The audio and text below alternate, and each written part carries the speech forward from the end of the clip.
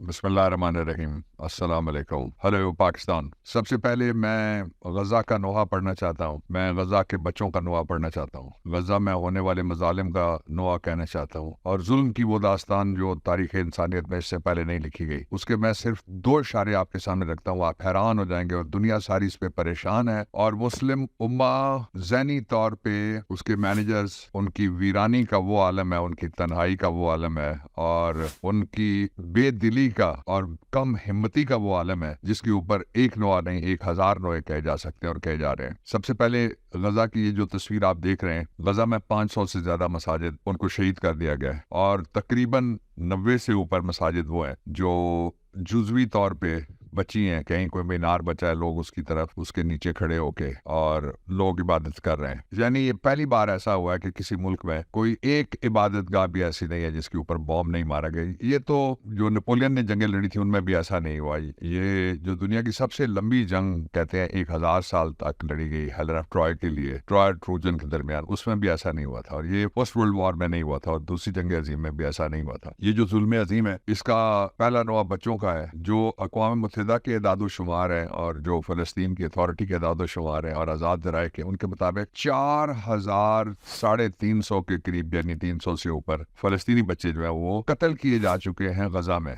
और मुस्लिम उम्मा खामोश है, उसके मैनेजर्स खामोश हैं, उसके बड़े हुक्मरान खामोश हैं और उसके बड़े बड़े वसाइल वो सारे के सारे धरे के धरे बैठे हुए हैं। हर 10 मिनट, ये रात की मैं लेटेस्ट आपसे फिगर दे रहा हूँ, 10 मिनट के बाद एक फ़लस्तीनी बच्चा, उससे जिंदगी छीनी जा रही है। ये वो फूल हैं जो बहारे जहाँ फिजा नहीं दिखला सके और हसरत उन गुंचों पे है जो बिन खिले मुरझा गए। इसी के लिए शायर ने कहा था। 3000 से ज्यादा माएँ मारी जा चुकी हैं इसराइल के हमलों के नतीजे में। जो गजा की फ़लस्तीनी माएँ हैं वो शहीद हो जा चुकी हैं। अब जो उसकी तस्वीर है वो ये जो मैं आपको दिखा रहा हूँ, गजा की अमली तस्वीर वो ये है। उसके बाद जो दूसरी एक खबर है वो मैं उसकी तरफ आपको लेके चलता हूँ कि क्या ये जो जंग है इसराइल ने शुरू किया है, ये जंग खत्म हो जाएगी पाकिस्तान के अंदर या पाकिस्तान तक पहुंचने से पहले, या ये जंग खत्म नहीं होगी और पाकिस्तान की तरफ भी कोई आंख देख रही है। ये कौन सी काली आंख है, मैं इसकी तरफ आपको बाद में लेके जाता हूँ। लेकिन सबसे पहले, जब ऐसा माहौल है कि कोई भी बोल नहीं रहा, तो आयरलैंड की पार्लियामेंट बोली है। आयरलैंड की पार्लियामेंट किस तरह से बोली है, इसको जिसको उर्दू में कहते हैं ना मर्दाना वार बोली है। और उन्होंने, आयरलैंड की पार्लियामेंट ने,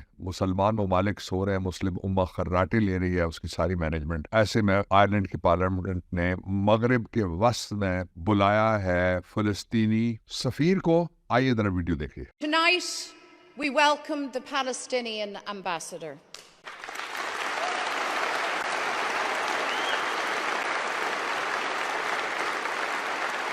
The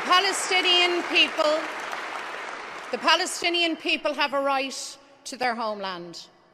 Having endured generations of dispossession, occupation, oppression, apartheid, human rights violations that should shake humanity, tonight hell rains down on Gaza. Gaza, the graveyard of children. A child's life taken every 10 minutes. Israel claims to act in self-defense. Carpet bombing civilians, collective punishment, massacring children in their thousands is not defense.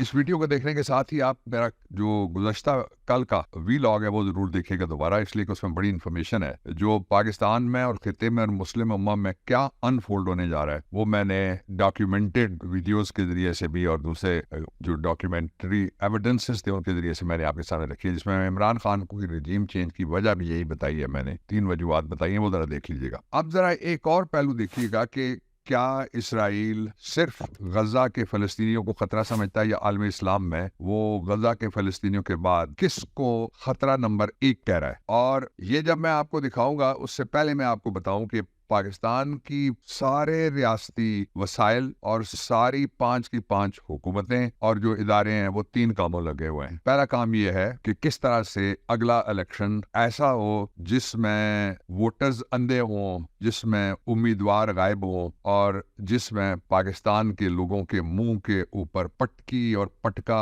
اور کالا کپڑا ڈال کے ان کو کہا جائے کہ جی یہ نواز شریف تھا جو جیت گیا اور بڑا پاپولر آدمی ہے. اس کے اوپر میں نے کل ایک آپ کو یہ جو سارے جس کو عمران کہتا تھا چور ہیں اکٹھے, آپ کو میں نے چور دکھائے تھے. آج کچھ اور چیزیں میں آپ سے شیئر کرنا چاہتا ہوں. کیونکہ پاکستان میں دہشت گردی, معاف کیجیے گا میں بات سچ کرتا ہوں, دہشت گردی جو ہے اس وقت اس کی بنیاد ڈالی گئی جب ایم کیو ایم نے سیاست میں قدم رکھا. اس سے پہلے کبھی پاکستان میں دہشت گردی والی سیاست نہیں تھی.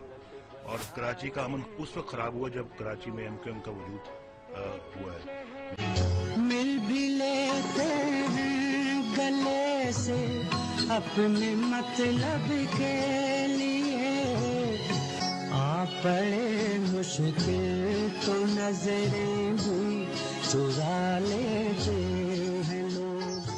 غزہ کے حوالے سے میں کوشش کرتا ہوں وہ چیزیں جو عام طور پہ دکھائی نہیں جا رہی وہ میں آپ کے سامنے رکھوں, اور فلسطین کے حوالے سے, اور پھر فلسطین کے بطن سے جو یہ ایشو ہے اس کے بطن سے نکلتی ہے صورتحال پاکستان کی اور خطے کی, اس لیے میں اس پہ آپ کو توجہ دلاتا رہتا ہوں. اب میں آپ کو خطے اور پاکستان کے اوپر جو اثرات اس کے آنے لگے, یہ نیتن یاہو نے جو کہا کہ سب سے بڑا خطرہ اس کے لیے پاکستان ہے, اس کے بعد میں آپ کو بتانا چاہتا ہوں کہ جو اسرائیل ہے اس نے انڈیا کو یہ کہا ہے کہ 1,00,000 ورکرز اس کو چاہیے, اور ظاہر ہے وہ ورکرز کون سے ہوں گے آپ سمجھ ہی رہے ہیں. وہ فلسطینیوں کو ہم نکالیں گے, ان کو اب ہم کام نہیں کرنے دیں گے ان کے اپنے گھر میں بھی. تو اس کی جگہ سے جو میں ایک آپ کو رپورٹ ہے اس کے میں آپ کو کلپ دکھاتا ہوں, یہ ذرا دیکھ لیجیے گا کہ مودی سے انڈیا کے ورکرز مانگے ہیں اسرائیلی وزیر اعظم نے, اور ظاہر ہے کہ 1,00,000 ورکرز مانگنے کا مطلب یہ بھی ہو سکتا ہے کہ شاید ان ورکرز کے بیس میں یا ان کے لباس میں یا ان کے لبادے میں, ویسے میں انڈیا کی جو پبلک اوپینین ہے, انڈیا کی جو مین سٹریم میڈیا ہے اور انڈیا کی جو انٹیلیجنسی ہے اس کو شاباش دینی چاہیے کہ وہ غزہ کے مظلوموں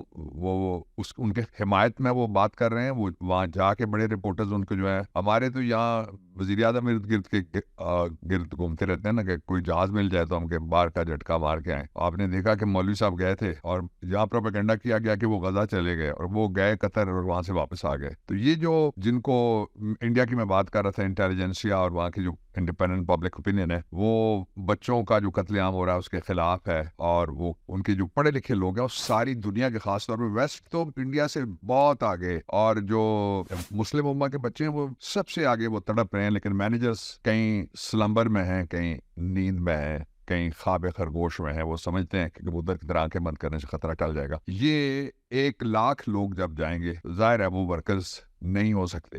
وہ اس وقت فوج کا حوصلہ ٹوٹ گیا اسرائیل کی. اسرائیل نفسیاتی جنگ, سفارتی جنگ اور عالمی پبلک اوپینین پولز کی جنگ جو ہے وہ برے طریقے سے ہار چکا ہے. یہ آخری دیکھیے, میں اب آپ کو دوسرے موضوع کی طرف لے کے چلتا ہوں. خواتین و حضرات, آج کا جو دوسرا موضوع ہے وہ انتہائی اہم ہے. وہ ہے چیف جسٹس کی برطرفی کا معاملہ, کہ کیسے چیف جسٹس کو برطرف کیا گیا. یہ چیف جسٹس کر کیا رہا تھا, اس کو برطرف کس نے کیا, یہ آپ دیکھیں گے تو آپ حیران رہ جائیں گے. جس ملک میں ہم ووٹر ہیں, جس کے ہم باسی ہیں, وہاں پہ تو سارے ذرائع سارے وسائل لگا کے ایک چور کو اذن رسائی دوبارہ دے کے دوبارہ بٹھانے کی کوشش کی جا رہی ہے دار و اختیار کے سنگاسن میں. لیکن یہ جو چیف جسٹس تھا, اس نے جو اس کے ملک کا صدر ہے, اس کے بیٹے کی نائب صدارت اس کی کوئی ڈیل ہوئی, اس نے رستہ ہموار کرنا شروع کر دیا, اور ججز کے اندر, جوڈیشری کے اندر اس نے لوگوں سے کانا پھوسی شروع کی. اور پھر اس کے بعد کیا ہوا کہ اس نے کچھ آرڈرز ایسے پاس کیے, وہ ساری کی ساری عدلیہ اس ملک کی جاگ گئی. یہ ملک کون سا ہے؟ یہ ملک ہے انڈونیشیا. یہ استاد مہاتیر محمد صاحب کا ملک ہے. میری ان سے کئی ملاقاتیں ہیں. جو استاد مہاتیر محمد صاحب ہیں وہ از ریچنگ 100, وہ 98+ ہیں, لیکن ابھی تک بڑے فٹ ہے. اللہ تعالیٰ کی بڑی مہربانی ہے. یہ بہت بڑا اثاثہ ہے اسلام کا اور مسلمانوں کا. اس وقت میں امریکہ کو انہوں نے ایک دفعہ بالکل کیڑے نکلوا دی تھی. وہ واقعہ میں سناؤں گا آپ کو, آپ حیران ہو جائیں گے وہ واقعہ سن کے.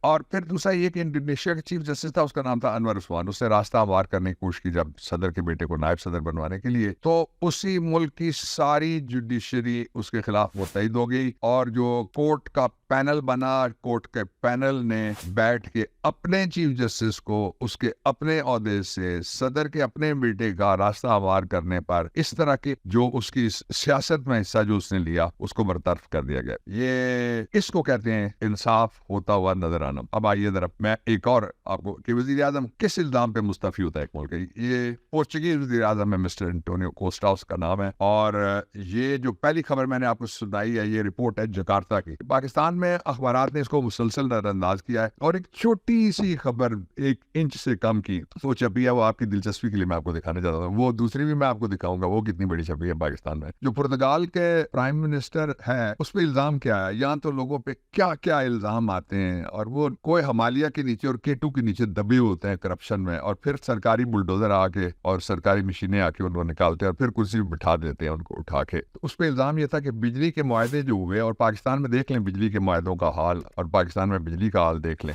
میں جہاں بیٹھ کے بات کر رہا ہوں یہاں پہ اس وقت گیس بھی نہیں ہے, یہ سب سے اچھی لوکیلٹی کسی شہر کی سمجھی جاتی ہے جہاں میں اس وقت موجود ہوں. تو یہ پرتگال کے جو پرائم منسٹر تھا اس کے اوپر الزام لگا, تو اس نے اپنے آپ کو کلیئر کرانے کے لیے استعفیٰ دے دیا اپنے عہدے سے. یہ ہوتی ہے گڈ گورننس اور ٹرانسپیرنسی. اب آئیے ذرا پاکستان میں الیکشن کا موسم ہے, تو الیکشن کے موسم میں باقی صاحب کو جلسے کرنے کی اجازت ہے سوائے پاکستان تحریک انصاف کے. لیکن پاکستان تحریک انصاف سب سے آگے ہے. کیسے ہے میں کہتا ہوں, کئی لوگ کہتے ہیں جی کامنٹ کرتے ہیں, بات کرتے ہیں, کہ راستہ روکتے ہیں, وہ کہتے ہیں نہیں بڑی پریشانی, اور یہ کوئی پریشانی نہیں ہے. جب میں کہتا ہوں تو کہتے ہیں یہی عمران بھی کہتا ہے جو بابر روان کہتا ہے. میں کیوں کہتا ہوں, میں آپ اس کی آج پھر ایک ڈاکیومنٹڈ وجہ. وہ کہتے ہیں نا کہ جو دعویٰ بغیر دلیل کے, یعنی اس کا ثبوت اور اس کی ریزننگ کے, وہ کوئی لوگ نہیں مانتے, لیکن میں آپ کو ریزننگ بھی دیتا ہوں, اور پھر میں آپ کو ایک رن ڈاؤن دوں گا. لیکن اس سے پہلے ذرا دیکھیے گا کہ ایک جلسہ ہوا ایبٹ آباد میں, اور اس میں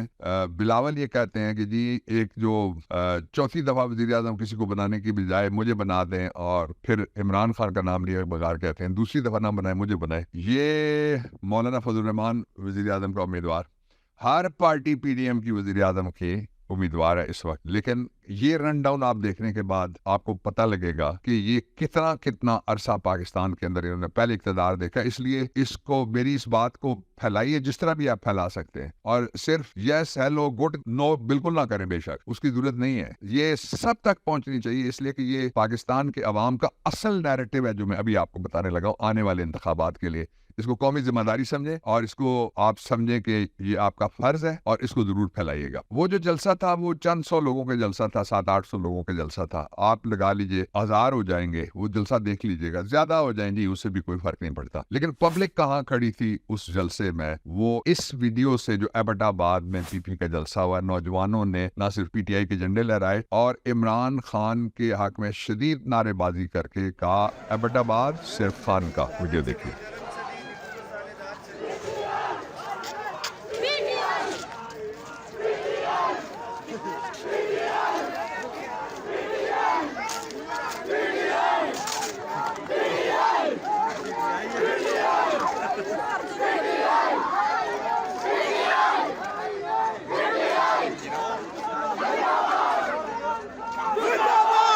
जेल में बेचारा फंसा हुआ है.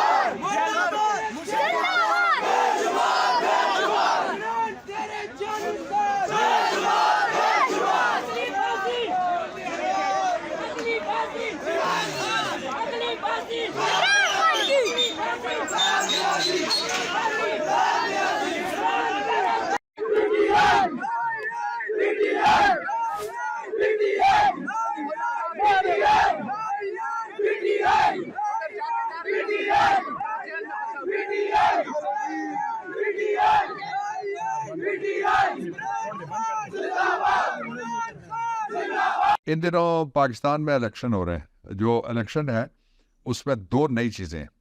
ایک چیز میں پہلے بتاتا ہوں, پھر نواز شریف نے ایک اتحاد کیا اس کے بارے میں بات کرنا چاہتا ہوں. پہلی بات یہ ہے کہ جو مولانا صاحب کے, مولانا ایک ہی ہے نا مشہور زمانہ جو مذہب کے نام کے اوپر سیاست کرتے ہیں اور سیاست کے نام کے اوپر جو تجارت کرتے ہیں. ان کے جو والد صاحب تھے وہ بھٹو صاحب کے ساتھ سرحد کے وزیر اعلیٰ بنے, اور پھر 1982 سے لے کے مولانا جو ہے وہ ضیاء الحق, بینظیر بھٹو, نواز شریف, مشرف, آصف زرداری, اور ہر ایک کے ساتھ صوبائی اور قومی حکومتوں میں مسلسل حصہ دار رہے. کبھی کشمیر کمیٹی, کبھی اسلامی نظریاتی کونسل, کبھی فاٹا پولیٹیکل ایجنٹس, اور ہر طرح کی مراعات انہوں نے لیے. اور مولانا نے 40 سال حکومتوں میں گزارے ہیں اور ان کی پارٹی نے, انہوں نے 40 سال میں آپ کو کیا دیا, اب وہ کیا دے سکتے ہیں آپ خود اندازہ لگائیے. دوسرا عوامی نیشنل پارٹی ہے. یہ عوامی نیشنل پارٹی میں میرے بڑے کلائنٹ بھی ہیں اور میری ایک شاگرد بھی ہیں جو خان عبدالولی خان صاحب کی پوتی ہیں مریم سنگین ولی, بڑی اچھی وہ لائر ہیں, ینگ لائر ہیں. اور وہ جو پارٹی ہے اس کا ایک اور پہلو میں آپ کے سامنے رکھنا چاہتا ہوں کہ یہ ڈاکٹر خان سے لے کے جو خیبر پختونخوا کے وزیر اعلیٰ تھے ہوتی, وہ حیدر غزن ان کے والد صاحب, اللہ تعالیٰ ان کو بخشے, وہ میرے دوست بھی تھے, وہ میرے کلائنٹ رہے. یہ رہے 2 دفعہ وزیر اعلیٰ. اور بھٹو صاحب کی 70 کی گورنمنٹ سے لے کر بے نظیر کی 88 اور پھر آصف زرداری صاحب والی 2008 کی حکومتوں میں یہ شراکت داری ان کی رہی. 2008 سے 2013 تک 3 صوبوں اور مرکز میں یہ حکومت میں رہے. اور ان کی سیاست میں کیا کرامات آپ کے لیے پہلے ہوئی ہیں کہ اب وہ آپ کے لیے بہت زبردست قسم کا کوئی کام کرنے جا رہے ہیں, یہ اندازہ بھی آپ خود لگا سکتے ہیں. اب مینگل فیملی ہے, وہ جو والد صاحب تھے وہ بھی مرحوم, اور موجودہ جو ہیں وہ صاحب بھی رہے ہیں, بلوچستان کے وزرائے اعلیٰ دونوں رہ چکے ہیں. اور حکومتوں میں وہ تقریباً ہر دفعہ شراکت دار بھی رہے ہیں. لیکن موجودہ حکومت پہ جو پھر جو خواہشیں جو ان کی ضرورتیں, ان سے آپ اندازہ لگائیے کہ وہ کب جا کے آپ کی خدمت کریں گے. 2 دفعہ جن کے پاس جس گھر میں وزرائے اعلیٰ شپ رہی ہوئی ہو. اس کے ساتھ ہی جو سندھ کی حکمران حکومت کا جو میں نے آپ کو بتایا وہ 1970 میں بنی, 1977 میں پھر بنی, 1988 میں بنی, 1993 میں بنی, 2008 میں بنی. 20 سال سے زائد پاکستان اور 30 سال سے زائد سندھ کے پروونس میں ان کو حکومت ملی. ملک کے 4 صدر پی پی کے رہے اور 4 بار پرائم منسٹرشپ جو اب ان کے پاس آئی. لیکن اگر صوبائی جمع قومی حکومت تقریباً نصف صدی سے زائد کی حکومتوں کے بعد بھی ان کے جو موجودہ نوجوان لیڈر ہیں وہ کہتے ہیں کہ آپ مجھے موقع دیں اور جو پہلے باپے نہیں کر سکے وہ میں کروں گا. باپے تو سب کے ہی بابے ہوتے ہیں, میرے ہوں, آپ کے ہوں, کسی اور کے ہوں, بابا بابا ہی ہوتا ہے. لیکن اب جو کچھ رہ گیا ہے وہ میں آپ کے سامنے رکھتا ہوں. مسلم لیگ پہلے جو اس سے پہلے ضیاء اور پھر آزاد, اور آزاد سے مطلب غیر جماعتی, 1985, 1990, 1997, 2013, 14 سال سے زائد شریف خاندان پاکستان کے اندر, اور 20 سال سے زائد پنجاب میں یہ حکومت. 3 بار نواز شریف پرائم منسٹر رہا, اس کا بھائی پرائم منسٹر بنا, اس کا بھتیجا چیف منسٹر بنا, بھائی اس کا چیف منسٹر بنا, 3 بار ملک کے صدر ان کے رہے. اگر وہ بھی تقریباً 40 سال سے زیادہ لوٹ مار کے علاوہ کچھ نہیں کر سکے جو ان کے خلاف کیسز سامنے آتے رہے, تو اب وہ آپ کے لیے کیا کریں گے؟ آپ یہ کہنا کہ ہمیں ایک موقع اور دے دو, اس کے مقابلے میں اگر آپ سادہ میتھمیٹکس جانتے ہیں تو میں آپ کے سامنے حساب رکھتا ہوں. ایک طرف وہ پارٹیاں ہیں جنہوں نے 72.5 سال پاکستان پہ حکمرانی کی ہے, جو خاندان ہے. دوسری طرف وہ عمران خان ہے جو صرف 3.5 سال اقتدار میں رہا ہے. کس نے فرق ڈالا, کس نے عزت دی, کس نے حقیقی آزادی دی, کس نے عام لوگوں کے لیے صحت کارڈ دیا, کس نے گھر گھر پیسے بھیجے کووڈ میں اور اپنا نام نہیں لکھا؟ وہ کون ہے جو ریاست مدینہ کے راستے پہ چلانا چاہ رہا تھا اس ملک کے نظام حکومت کو؟ اور وہ کون ہے جس نے ایبسلوٹلی ناٹ کہا؟ اور وہ کون ہے جو پاکستان بچا سکتا ہے؟ اس کا فیصلہ آپ نے کرنا ہے, اور یہ فیصلہ آپ نے کرنا ہے ووٹ سے. اب میں نواز شریف نے ایک اتحاد کیا ہے جو کراچی کی پارٹی ہے, میں اس پارٹی پہ کوئی تبصرہ نہیں کروں گا. ذرا سنیے گا نواز شریف کا اپنا تبصرہ اس پارٹی کے بارے میں کیا ہے. یہ جو مداری اب سامنے آ رہے ہیں اور یہ جو آپ کو دھوکہ دینے کی کوشش کر رہے ہیں, کسی کے دھوکے میں پاکستانیوں بالکل بھی نہیں آنا. آپ ایک تیاری رکھیں, ووٹ ہے, آپ کی حقیقی آزادی, آپ کی اصلی خود مختاری, آپ کے بدلہ لینے کا جو آپ کے ساتھ ظلم ہوئے, زیادتیاں ہوئیں, مہنگائی بم گرا, گیس بم گرا, جرمنی سے آنے والی جو ہماری امداد ہے, برطانیہ سے آنے والی امداد ہے, IMF سے آنے والی جو ہماری امداد ہے, اربوں سے آنے والی امداد, وہ اربوں روپے سارے لٹ جاتے ہیں, پاکستان کو کچھ نہیں ملتا. اور جو آنے والا سال شروع ہوگا اس میں گیس کی قیمتیں, گیس ابھی سے نہیں ہے, میرے گھر میں بھی نہیں ہے, جس لا آفس میں بیٹھ کے میں یہ بات کر رہا ہوں اس کے ہیٹر میں بھی اس وقت گیس موجود نہیں ہے, تو وہ قیمت اور بڑھائی جائے گی. آپ صرف قرض کے رقم واپس کرنے کے لیے ان کو ووٹ دیں گے. اگر آپ چاہتے ہیں کہ خود مختاری حقیقی آزادی ہے تو عمران خان کے لیے کوئی کسی کی پرچی آپ لیں, آپ کسی کے جلسے میں جائیں. کل کمال کر کے رکھ دیا جو پی ٹی آئی کے ایبٹ آباد کے لڑکے تھے, انہوں نے کسی نے پوچھا کہ آپ یہ جو جلسہ دوسری پارٹی کا ہو رہا ہے اس میں کیوں آئے؟ اس نے کہا ہمیں تو کرنے نہیں دیتے, اب ہم جلسہ ہائی جیک کیا کریں گے. اور وہ جھنڈے لے کے گھس گئے وہاں. انہوں نے کیا کیا ذرا دیکھے کہ یہ یوتھ کسی سے نہیں رکے گی. مستقبل عمران خان کا. پاکستان پائندہ باد.